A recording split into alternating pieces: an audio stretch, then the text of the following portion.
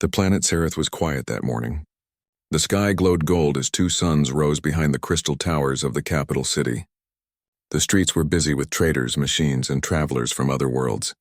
Yet at one quiet corner near the main plaza stood a single figure who never moved. Her name was Lyra, and for 500 days she had come to that same spot every sunrise and sunset. She was not human. Her skin had a soft blue shimmer that reflected the light like water. Her long silver hair reached her shoulders, and her bright violet eyes always faced the same direction, toward the landing fields where starships arrived. She wore a simple white cloak and carried a small metal charm shaped like a star, hanging from a thin cord around her neck. Most people in the city knew her. They called her the girl of the waiting corner. Some whispered that she had lost her mind, others said she was waiting for someone who would never return. But none dared to laugh. There was something about the way she stood, silent, calm, and patient, that made even strangers feel quiet when they passed. 500 days ago, her story had begun. A human starship had fallen from the sky during a storm. The ship was burning when it hit the hills outside the city. Rescue teams had been afraid to go near it because of the strange fire around the wreck. But Lyra, who was then just an apprentice healer, had gone anyway. She remembered the sound. Metal twisting, sparks flying, smoke rising into the clouds. She had found one survivor inside, a man named Ethan. His body was covered in dust, his skin pale, his breathing weak. His eyes had opened when she touched his hand, and he had whispered, "Don't leave me." That was the first time she heard his voice. Lyra brought him back to the city. Even though humans were rare and many were afraid of them, she hid him in her family's small home on the edge of town and took care of him. For days she cleaned his wounds, made medicines, and listened to his strange stories. He told her about Earth, a world filled with blue oceans, trees taller than buildings, and the sound of rain falling on roofs. She had never seen rain. Sereth's weather was dry, with golden winds that sang across the dunes, but she liked listening to him describe it. He laughed often, even when in pain. He built small machines out of scrap metal and showed her how human technology worked. Sometimes at night he looked up at the stars and grew silent. When she asked him what he was thinking, he said softly, "Home." In time, he grew strong again. He helped her repair her tools, taught her to read human writing, and even cooked strange food that her people had never tasted. The neighbors began to notice his presence, but no one complained.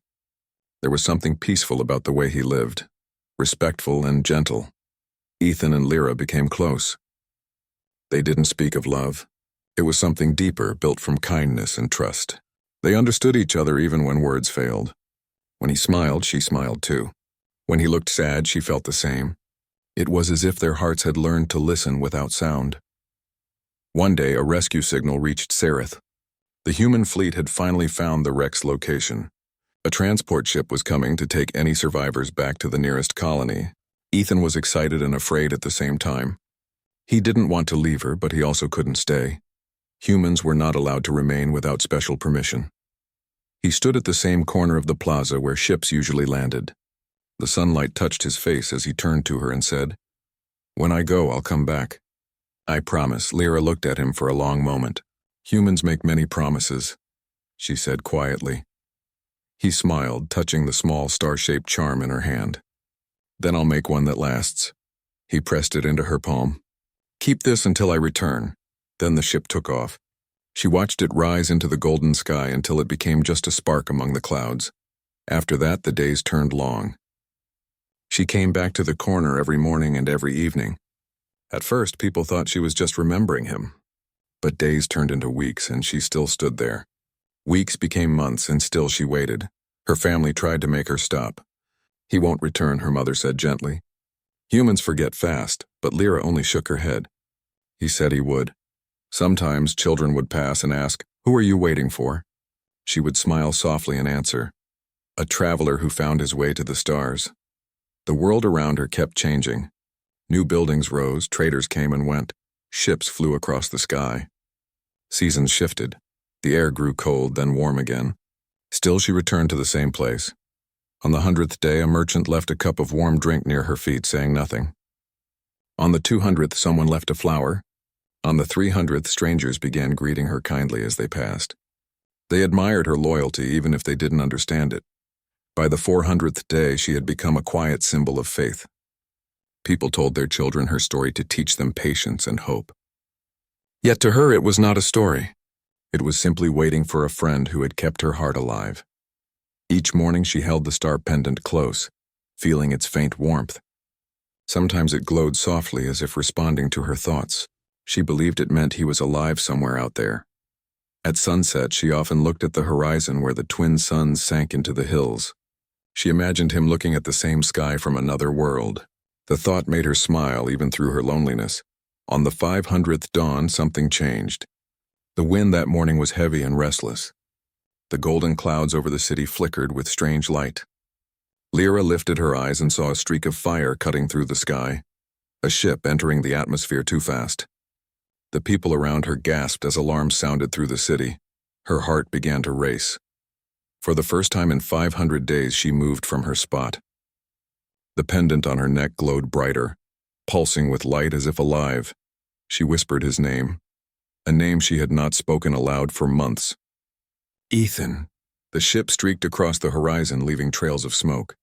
Somewhere beyond the city walls, it fell behind the hills, vanishing in a flash of blue fire. Everyone ran to see what had fallen. Lyra didn't think twice. Her feet carried her forward, fast and unsteady. The crowd called after her, but she didn't stop.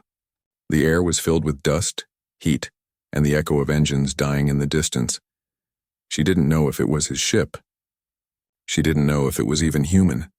But her heart told her something deep, wordless, and powerful, that this was the moment she had been waiting for. 500 days of patience, hope, and silence had led to this single heartbeat of change. The sky above her flared gold and blue, and for the first time in all that time, Lyra smiled.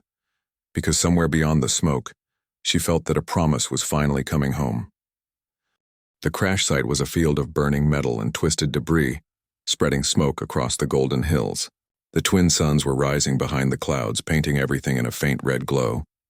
People from the nearby towns had gathered at the ridge, pointing and whispering as rescue teams moved closer. But before anyone else reached the wreck, Lyra was already running down the slope. Her cloak caught in the wind, torn by sharp rocks. The heat from the burning ship hit her face, but she didn't stop. Her lungs ached, her legs trembled, yet she kept going. She knew the way the flames looked. The scent of scorched metal, the broken hum of engines, even the color of the smoke.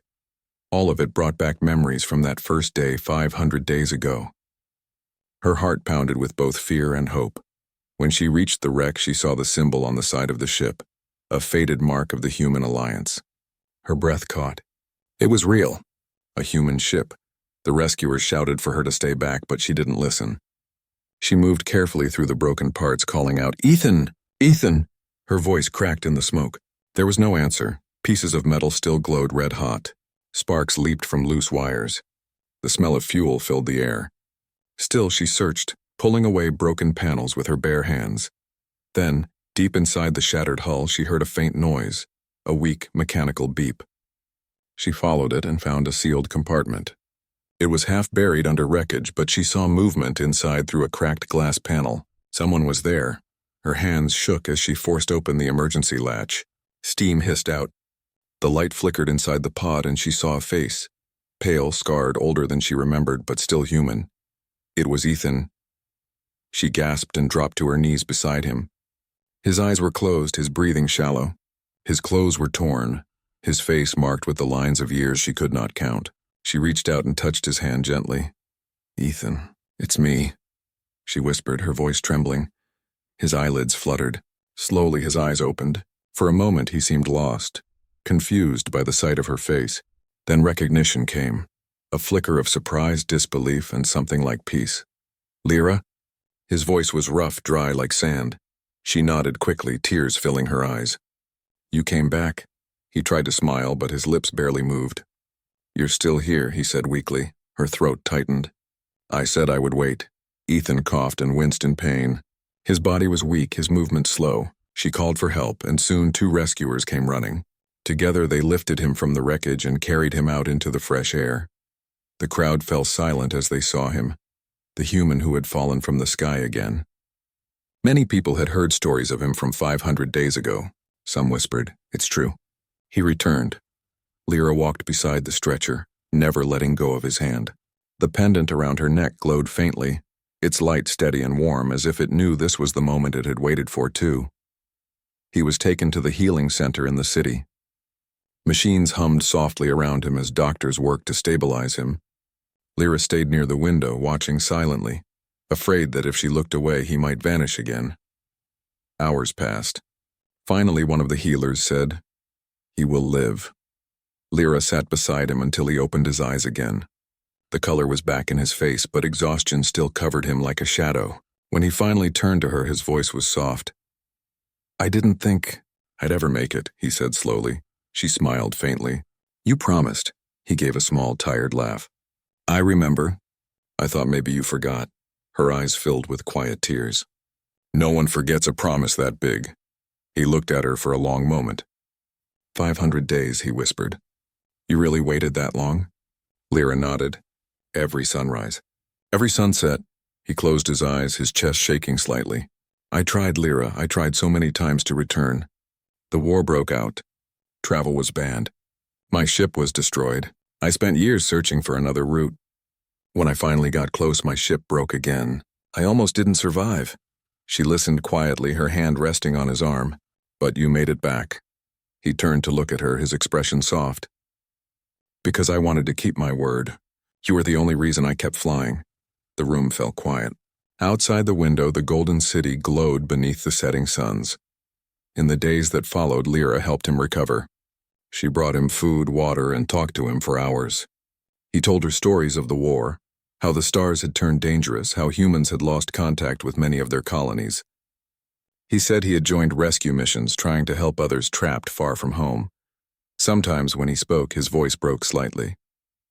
She didn't ask for details. She just listened. She knew that behind his words were memories he didn't want to relive. In return, she told him about Sareth, how the city had changed, how people remembered the girl who waited, how merchants left gifts at her corner. When she spoke about it, Ethan smiled with a kind of sadness. "They turned your waiting into a legend," he said softly. "But you never wanted to be one, did you?" Lyra shook her head. "I only wanted you to come back." That night, she went home for the first time in 2 days. Her mother met her at the door. "So it was him," her mother said. "Yes," Lyra replied. Her mother looked at her gently. "You waited long enough, my child. Now maybe you can rest." Lyra smiled faintly. "Not yet. He still needs me." The next morning, she returned to the healing center. Ethan was sitting up, looking out the window. He looked stronger. When he saw her, his eyes brightened. "You're early," he said. "I've been early every day for 500 days, she replied with a small smile. He laughed quietly. "Then I guess I shouldn't be surprised." They spent the day walking through the city together. People recognized them. Some bowed, some simply smiled. Ethan noticed the old corner where she used to stand. The ground was marked with small carvings and symbols, messages people had left for her. He stopped there and looked around. "This is where you waited?" "Yes." He crouched and touched one of the carvings. It said, "She waited for hope to return." Ethan stood up slowly. "You know, when I was lost out there, I thought maybe hope was something people made up to feel better. But seeing this, I think I was wrong." Lyra looked at him. "Hope is not made up. It is a path you walk, even if you don't know where it ends." He nodded quietly. They spent hours talking about the time that had passed. She told him how her people had learned more about humans through trade and stories. He shared how many humans had begun respecting Sareth for its kindness to strangers. When the suns began to set, Ethan turned to her. "Lyra, thank you. For waiting. For believing." She smiled softly. "It was never a burden. It was a promise shared between two hearts." He looked down, his expression thoughtful. "When I left, I was afraid you'd forget me. Now I realize you never did." "I couldn't," she said simply. "You changed my world." The air grew cool as the sun sank below the horizon. The sky filled with stars.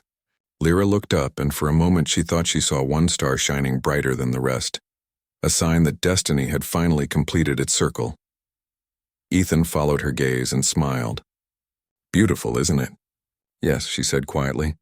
"But the stars aren't as beautiful as promises kept." They stood side by side in silence, the city lights flickering behind them, the stars glowing above. The waiting was over. Yet something new, something gentler and stronger was just beginning. Lyra didn't know what the future would bring, but she no longer feared it. The corner that had been a place of waiting had now become a place of reunion, proof that even across worlds, faith could endure. And as the night deepened, the wind carried a soft whisper through the streets, not of sorrow but of hope reborn. The city of Sereth had not been this alive in many years. Word spread fast. The human who had vanished into the stars had returned, and the alien girl who had waited for him had been proven right. People from nearby towns came to see the pair who had become a living story. But for Lyra, fame meant little. She only cared that Ethan was alive. Every morning she visited the healing center to help him walk, talk, and regain strength. Every evening they walked through the market streets just like old times. Ethan had changed, though. The years had left marks on him, faint scars on his hands, a slower step, a heavier look in his eyes. But when he smiled, it was the same smile she remembered, gentle and warm. They would sit together by the river after sunset, watching the twin moons rise. Ethan would often speak softly, his gaze lost in the reflection on the water. "It doesn't feel real," he said once. "After everything, after so long, to see you again." "It feels real to me," Lyra replied. "I stopped dreaming of it long ago, but I never stopped hoping." Ethan turned to her and smiled. "That hope kept me alive, Lyra. When I was stranded on frozen moons, when the stars turned against us, I remembered you. I thought about the way you looked at the sky, like you believed it could listen." Lyra lowered her eyes. "And did it listen?" He nodded slowly. "Maybe not at first, but in the end it led me home." As they walked through the city, children ran past them waving small paper stars. They had made them to celebrate the Returner's Day, a new holiday inspired by their story. Lyra found it strange to be seen as a symbol, but she didn't mind. If their story gave others hope, that was enough. However, Ethan's heart was not at peace. Every time he looked at the stars, he seemed burdened by something unspoken. One night, as they sat by the corner where she had once waited, he finally spoke what was troubling him. "Lyra," he said quietly, "there's something you should know." She looked at him concerned. "What is it?" He took a deep breath. "When I left Sereth, I didn't go straight home. The human colonies were under attack. The route to Earth was blocked. I joined a rescue fleet. I thought I could help. Maybe find a faster way back, but the mission failed. We were scattered. For years I drifted between systems, trying to survive. I lost friends, ships, everything. I thought if I died, at least I'd tried to keep my promise." Lyra's voice softened. "You don't need to explain, Ethan. You did come back. That's all that matters." He looked at her with tired eyes. "But it cost too much time. You waited alone. You deserved more than that." Lyra shook her head. "I didn't wait because I wanted something in return. I waited because my heart told me to." He smiled faintly, his gaze filled with quiet admiration. "You're stronger than anyone I've ever known." For a long moment, neither spoke. The wind brushed past them, carrying the faint scent of the night blossoms that grew along the plaza. The stars above seemed to pulse softly like heartbeats across the sky. Later that night, Ethan walked her home.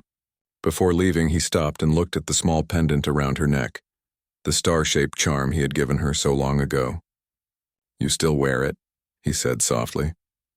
"It never stopped glowing," she answered. "Even when I thought I might never see you again." He touched the charm gently. "It's linked to my old ship's core. When it glows, it means our hearts are still connected. I made it that way before I left." Lyra's eyes widened in surprise. "So it was not magic?" Ethan chuckled. "No, just a little piece of human engineering, and maybe a bit of luck."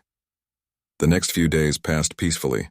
Ethan's health improved, and he began helping around the city, fixing machines and teaching young apprentices how to use human tools. The people respected him deeply, not just for his skills but for his kindness. He spoke to everyone with patience, the same way he used to talk to Lyra. But soon, strange signals began to reach Sereth's communication towers. Messages from orbit. Something large was approaching the planet. A human warship, heavily damaged, was requesting aid. When Ethan heard the report, his face grew serious. "That's one of ours," he said. "They're from the frontier fleets." The Sereth Council gathered in the city hall to discuss. Some were afraid. "What if it brings danger?" they asked. "We are a peaceful world." Ethan stood before them. "They are not enemies. They are survivors like me. Please allow me to help them." They might need repairs and medical care. The council hesitated, but after much debate, they agreed. The warship was allowed to land in the northern plains. Lyra watched as Ethan prepared equipment and tools. He was different now. The tired traveler had turned into the strong, determined leader she remembered from the stories he told. Before he left for the plains, she said quietly, "I'll be waiting here again." He smiled. "I won't make you wait long this time." When his transport ship lifted off, the sound echoed across the city. Lyra stood at the same corner, her heart calm yet restless. She believed him, but fear still lingered, the kind that comes from loving someone who belonged to the stars. Days passed. Messages came and went, but no word from Ethan himself. The council said the rescue was going well, yet Lyra's heart felt uneasy. The pendant around her neck, once glowing warmly, had begun to fade. One night, as she walked along the river, she saw the reflection of the pendant's light flicker weakly. "Ethan," she whispered to the stars, "where are you?" The next morning, news arrived. The warship had suffered another engine failure during repair and exploded. Only a few survivors had escaped. Lyra froze. Was Ethan among them? She asked, her voice barely audible. The messenger hesitated. "We don't know." The transmissions ended too soon. Her heart pounded. For a moment, the world seemed to lose its color. She held the pendant tightly, praying it would glow again, but it remained dim. She refused to believe he was gone. She went to the plains herself, traveling through dust and broken roads until she reached the wreck. There was nothing left but fragments of metal and scorched ground. Still, she searched. Through the ashes, the twisted steel, the silence. Every step felt heavier than the last. When night fell, she sat among the ruins, staring at the stars. Then faintly, the pendant pulsed with light. Once, twice. Her breath caught. She looked around desperately. In the distance, beyond the wreckage, a faint human beacon light blinked weakly, a distress signal. She followed it, stumbling over rocks and debris until she found a small escape pod half buried in the dirt. The hatch opened slowly. Inside, battered and bruised but alive, was Ethan. He looked up at her and smiled faintly. "You found me again." Tears filled her eyes as she knelt beside him. "You promised you wouldn't make me wait." He gave a tired laugh. "And I didn't. You came faster this time." She helped him out of the pod carefully, supporting his weight. The night sky stretched above them, full of stars and silence. For a moment, neither spoke. Then Lyra said softly, "Do you know what people will say this time?" He shook his head. "What?"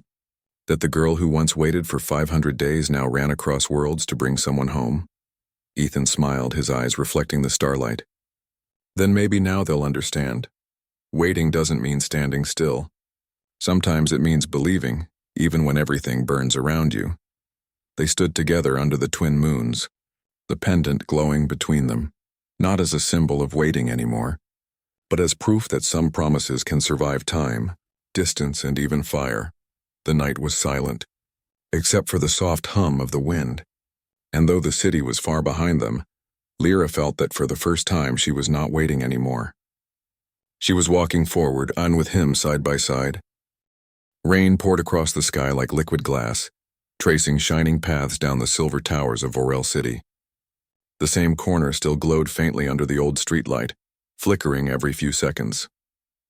And beneath it, still waiting, stood Elira. 500 days had passed. She had counted everyone. Every dawn, every fading sunset, every whisper of the passing airships that made her look up, hoping she might see him. Ethan, the human who once promised he'd come back. Her cloak was torn now, her once bright eyes tired but not lifeless. In her hands she still held the same metal fragment he'd given her, part of his ship's engine. To anyone else it was just scrap, but to her it was a promise made in light and trust. Many people had told her to stop waiting. Some said the human had forgotten. Others said he had died, but Elira didn't believe that. She could still remember his voice clearly, the warmth in it when he had said, "No matter what happens, I'll return for you." She believed in that voice more than she believed in the stars above her. Across the galaxy, deep within a damaged human ship drifting near the Veil Nebula, Ethan woke to alarms and flickering lights. He had been in cryosleep longer than intended. Systems had failed, communications lost, and engines had nearly burned out trying to escape a collapsing wormhole. He had dreamed of her. Every single frozen night. Her smile, her soft tone, her question before he left. How long will humans take to come back? He had answered with a laugh. Not long. You'll blink and I'll be there. But it hadn't been a blink. His ship's time log showed he had been gone 500 standard days. His heart pounded as he realized how long that really was. For her kind, those with slow-aging bodies, it might not be much.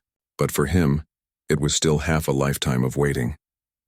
He looked at the half-broken photo on his wrist panel, her face looking back, bright eyes full of trust. "I'm coming, Elira," he whispered. His voice was rough, but his hands were steady as he began repairing the navigation core. Back on Varel, Elira leaned against the cold wall of a shop, watching the same street as always. She had long stopped expecting to hear his voice in the crowd, yet every new sound made her turn her head just in case. One evening, a young child approached her. "Miss, why do you stand here every day?" Elira smiled softly. "I'm waiting for someone. Your family?" the child asked, curious.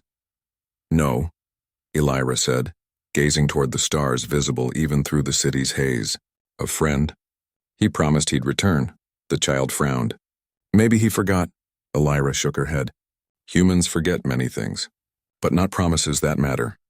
The child nodded slowly and then ran back to his mother. Elira stayed quiet. The night was colder than usual. A storm gathered on the horizon. Lightning flashed across the dark sky, and the street emptied as most people ran for shelter. But Elira stayed under the same flickering light, her cloak whipping in the wind. She whispered, "It's okay, Ethan. Even if you're late, I'll still be here." Hours later, far above the city, a small human vessel broke through the thick clouds, burning bright through the storm. Inside, Ethan gripped the controls tightly. The landing gear screamed as it deployed. His ship was old, patched together with spare parts, but it held long enough to reach the landing dock. The moment he stepped outside, rain hit his face, and he smiled. It smelled like home, like the place he'd promised to return to. The city had changed, but the coordinates on his wrist still led him to the same place, the corner under the flickering streetlight. He ran through the rain, his heart racing faster with every step. His boots splashed through puddles, his breath turning to steam. And then, through the curtain of water, he saw her, still there, still waiting. She looked older. Her cloak torn, her hair tangled by wind, but the look in her eyes, when she saw him, was the same one she'd worn that day he left. Her mouth opened slightly in disbelief. For a second, she didn't move. "Elira," he shouted, waving his arm. Her heart leaped. It wasn't a dream. It wasn't her imagination again. He was real. He was here. She ran toward him, splashing through water, her steps quick and uncertain, afraid the image might fade if she blinked. When she reached him, she stopped just short, staring up at his face. "You came back," she whispered, her voice trembling. Ethan smiled, his hair soaked. "Told you I would." "You were gone for so long," she said quietly. "Everyone said you'd never return." He laughed softly, a tired, shaky laugh. "My ship had a few problems, but I couldn't forget you. Not even once." The rain softened around them. The storm began to fade, and the first light of dawn broke through the clouds. Elira reached out, her fingers brushing the edge of his sleeve as if testing if he was real. Then she looked down and saw the small piece of metal still in her hand, the same one he'd given her long ago. "I kept it safe," she said gently. "Every day." Ethan's eyes softened. "And I kept this," he said, showing his wrist device, the picture of her still there, slightly cracked but bright. "It reminded me that I had someone waiting." For a moment, neither spoke. The city was quiet except for the sound of dripping water and distant engines. Finally, Elira whispered, "You humans always say time moves fast. But for me, every day felt slow. Empty." Ethan looked at her with guilt and admiration mixed together. "I'm sorry for making you wait," she shook her head. "You didn't make me wait. I chose to." They stood under the same flickering light that had watched over her for 500 days. Now it glowed steady, as if the city itself had decided to stop flickering for this one moment. "You know," Ethan said softly, "I thought I'd lost everything out there, but maybe this—" He looked at her, eyes full of quiet awe. "Maybe this is what I was meant to find again." Elira smiled, her eyes bright even through tears the rain tried to hide. "You found your way back," she said. That's enough. The human and the alien stood side by side, silent and content. Around them, the city began to wake up. The first rays of sunlight turned the puddles into mirrors, reflecting the two figures like a memory reborn. For the first time in 500 days, Alira stepped away from that corner, and with every step she took beside him, she felt the weight of waiting fall away, replaced by something much lighter: hope. That night, when they looked up at the stars from the small ship's deck, Ethan said, "Where to next?" Alira smiled faintly. "Anywhere. As long as you don't make me wait another 500 days." He laughed quietly. "Deal." And as the ship lifted through the clouds, leaving the glowing city behind, the flickering streetlight finally went dark, its duty done, because the one who waited and the one who returned had finally found each other again.